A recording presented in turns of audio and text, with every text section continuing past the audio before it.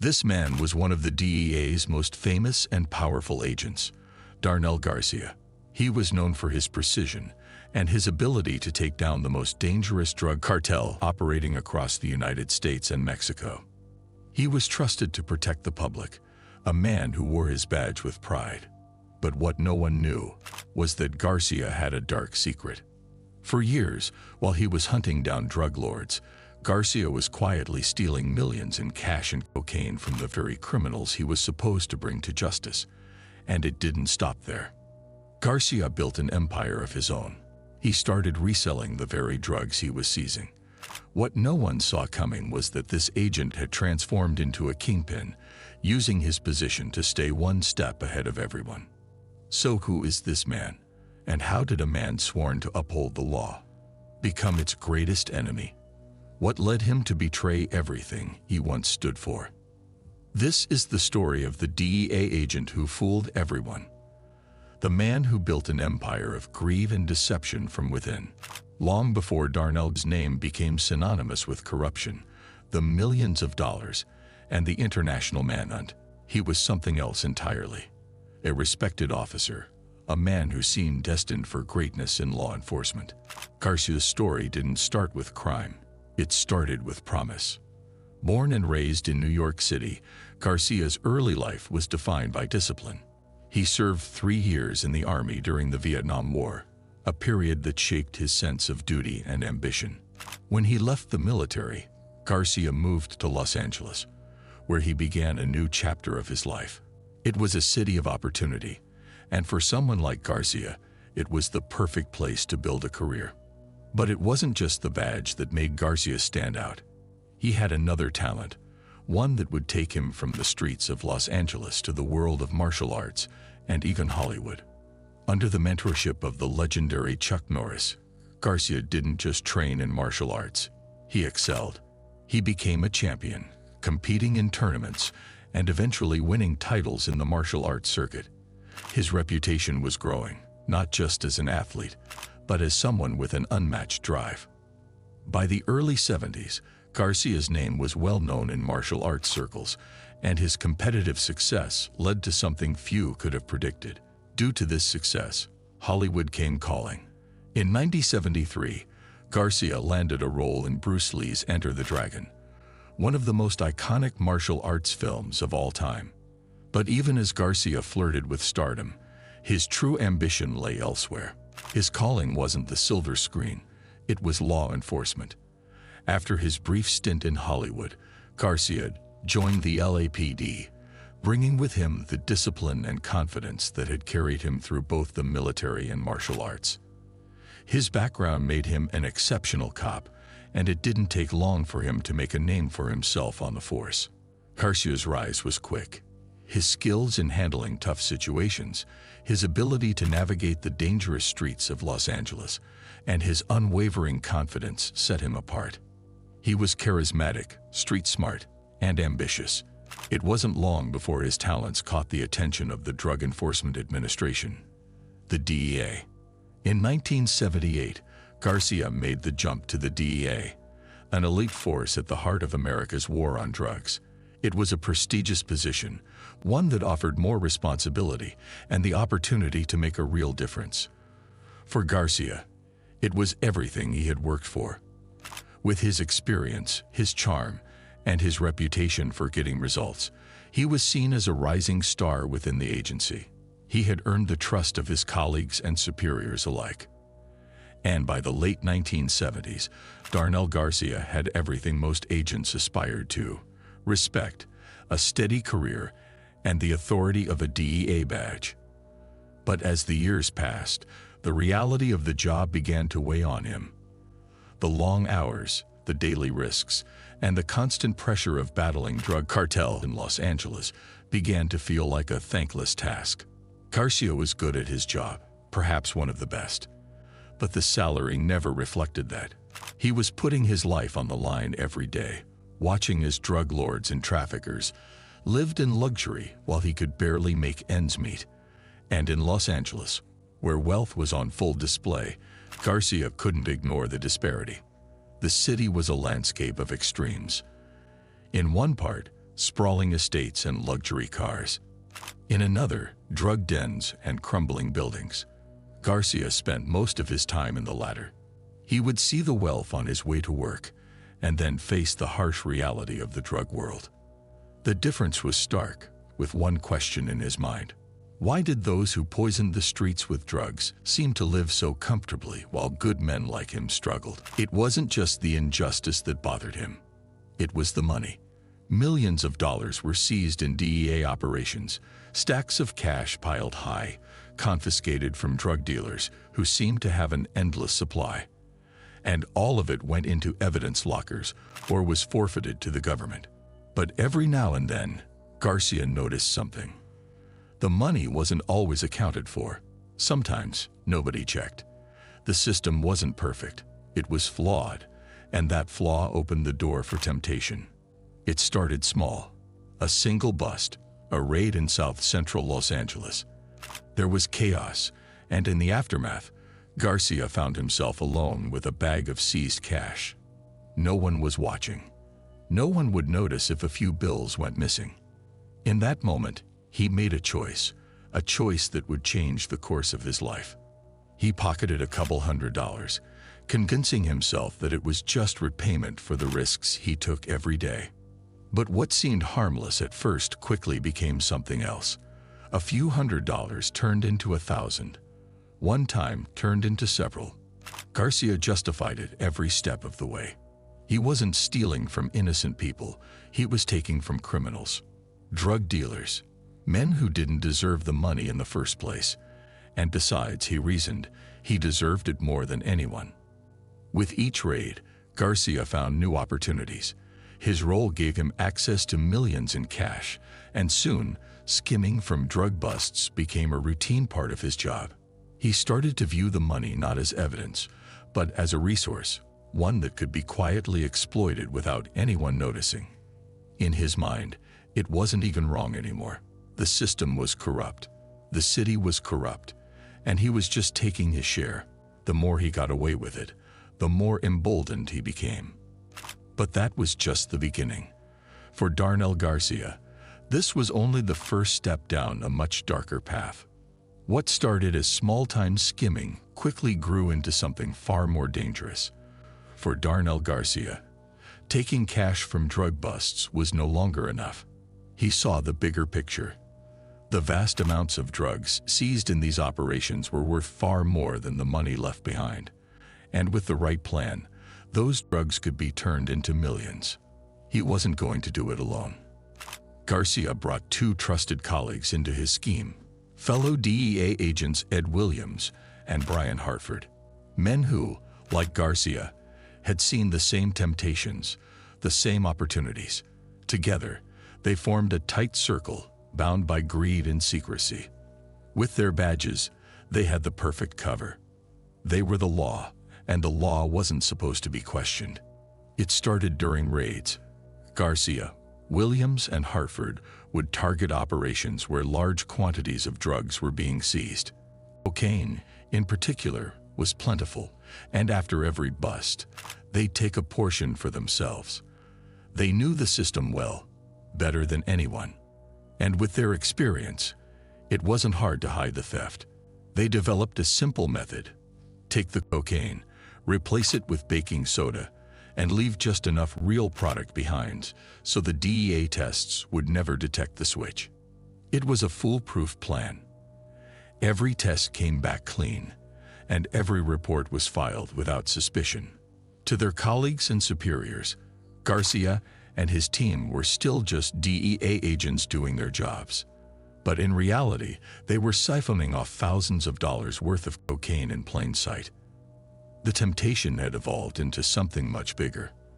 They were no longer stealing money but running their own narcotics operation. As the months passed, their greed only grew. Small amounts of stolen drugs turned into entire kilos. The trio wasn't just taking from local dealers anymore. They were cutting into major busts, stockpiling cocaine, and selling it back on the streets through trusted connections. With Garcia at the helm, their operation ran smoothly. His contacts within the drug world, forged during his time as an undercover agent, became invaluable. The criminals he had once taken down were now helping him distribute the very drugs he was supposed to seize. The lines between cop and criminal no longer existed. But for Garcia, running a drug operation wasn't just about the money. It was about control, power. And the more he took, the more invincible he felt. He had mastered the system and played both sides perfectly, and no one seemed to notice. Soon, it wasn't just cash and drugs that were flowing through Garcia's hands. It was millions of dollars. The profits were far beyond anything they could have imagined, and with every successful theft, Garcia's confidence grew. It wasn't enough to stash the money in Los Angeles anymore. It needed to be protected, hidden. They turned to the safest place they could think of: Swiss bank accounts. Garcia, Williams, and Hartford began funneling their profits into secret accounts in Europe, Switzerland, Luxembourg, anywhere they could store the cash without raising suspicion back home.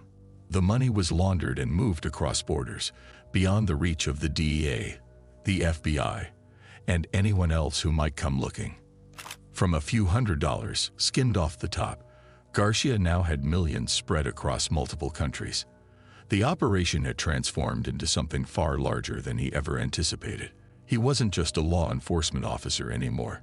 He was operating like the very criminals he had once hunted, only smarter, more careful, more strategic. And with each new success, Garcia's arrogance grew. He believed he had outsmarted the system entirely. There was no one who could stop him. No one who could see what he was doing behind the badge. As far as Garcia was concerned, he was untouchable.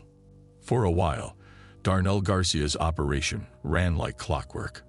Drugs were stolen, money was laundered, and their profits kept flowing overseas. But as with any secret, it wasn't going to stay hidden forever. The larger their scheme grew, the more eyes started to take notice. And soon, those eyes were within Garcia's own agency. By the mid-1980s, whispers had begun circulating within the DEA. Unexplained gaps in evidence logs, financial irregularities, and Garcia's sudden and uncharacteristic lifestyle upgrades raised red flags.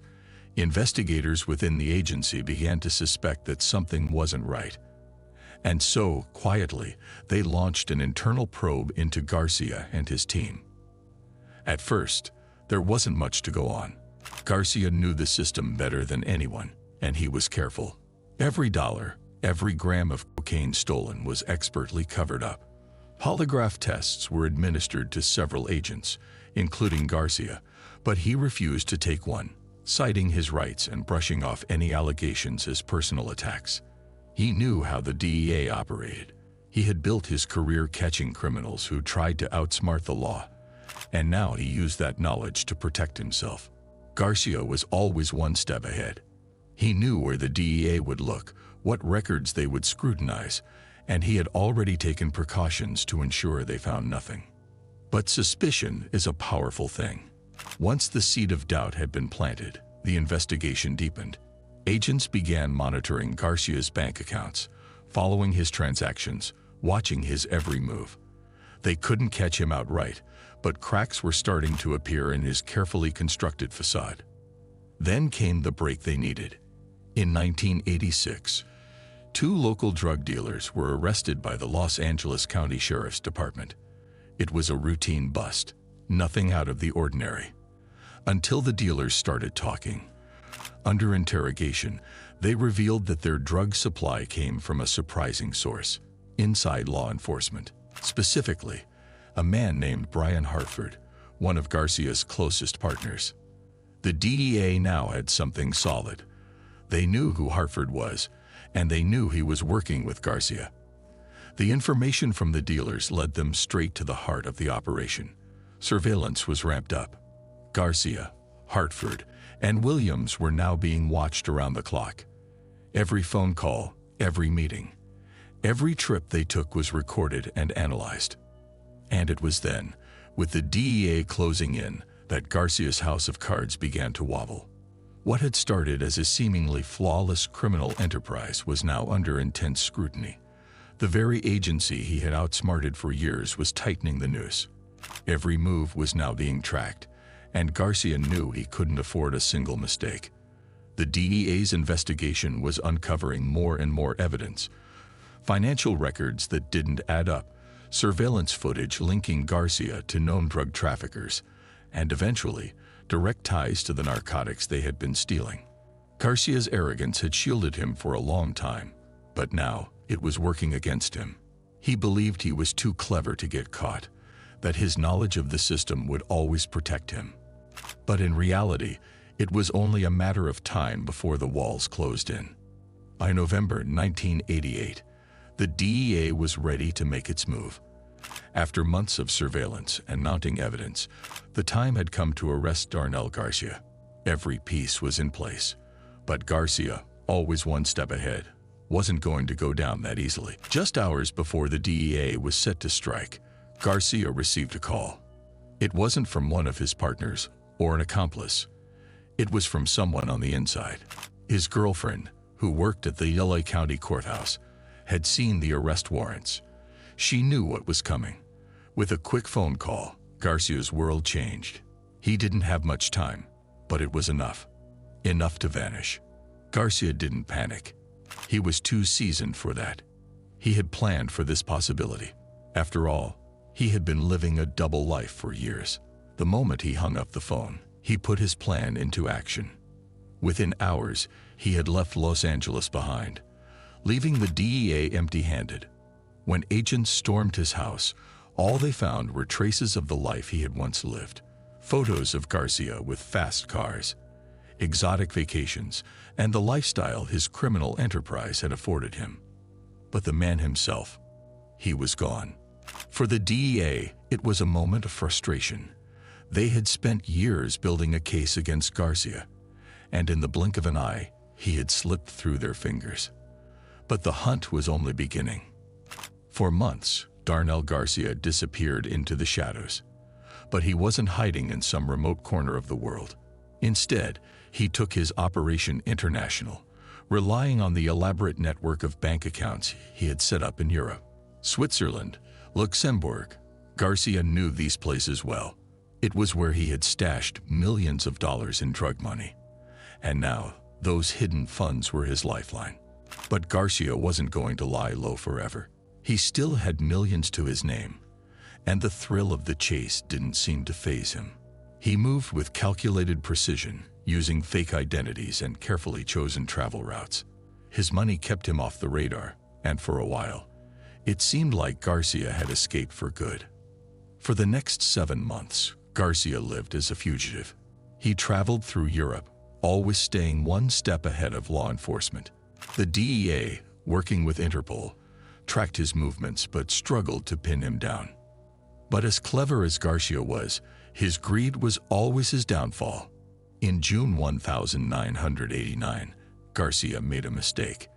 It was a small one, barely a blip in the grand scheme of things. But for a man who had been operating with precision for so long, it was enough to bring him down. Garcia was staying in Luxembourg, where he had been hiding out for weeks. He had recently closed one of his Swiss bank accounts, withdrawing millions of dollars in cash. That money, stashed in plastic bags, was keeping him afloat, but Garcia wanted more. He returned to a local travel agency to cash in a plane ticket he had previously purchased but never used. The refund was a mere $200. The woman behind the counter recognized Garcia from a previous visit. Something didn't sit right with her, and as Garcia waited, she quietly stepped away and made a phone call. Interpol was alerted immediately. They knew exactly who they were dealing with. For 7 months, Garcia had eluded the law, but now his arrogance had finally caught up to him. As he left the travel agency, 2 Interpol agents were already on their way. When they arrived, Garcia was still nearby, casually going about his day, confident that no one would find him. But he didn't get far. The moment Interpol agents spotted him, they'd moved in. Guns drawn, hearts racing. Garcia didn't resist. He knew it was over. After years of running drugs, laundering millions, and outsmarting the very agency he once worked for, Darnell Garcia was finally caught. With Garcia in handcuffs, the process of bringing Darnell Garcia back to the United States was swift and relentless. Luxembourg authorities worked closely with U.S. officials, and Garcia was transferred under heavy guard. He was no longer the agent with a badge, respected and admired. He was a criminal, a traitor to the very agency he had once served. And now he was shackled, a prisoner facing the consequences of his double life. As the plane touched down on American soil, the gravity of Garcia's situation became clear. He had spent years evading justice, but now there was nowhere left to hide. The millions he had stashed away in Swiss and Luxembourg banks couldn't protect him anymore. His international connections, his carefully crafted aliases, were worthless. Garcia was escorted off the plane in handcuffs, met by federal agents and local law enforcement who had once worked alongside him. But the road to his trial wasn't simple. The case against Garcia was one of the most complex in DEA history. The investigation had spanned years, involving multiple countries, secret bank accounts, and millions of dollars in drug money. Prosecutors had mountains of evidence to sift through: drug seizures, financial records, testimony from former colleagues. The scale of Garcia's operation was staggering, and the government was determined to make sure he paid for every single crime. Inside the courtroom, the atmosphere was thick with tension. Witness after witness took the stand. Some were former friends, men who had trusted Garcia with their lives. Others were agents who had worked alongside him, unaware of the betrayal happening right under their noses. Their testimony was damning. Then came the evidence: the bank records, the shipments, the bags of cocaine cut with baking soda that Garcia had passed off as legitimate DEA seizures. But the most powerful testimony came from those who had been closest to him. His partners in crime, Ed Williams and Brian Hartford, now stood before the court, spilling every detail of their criminal enterprise.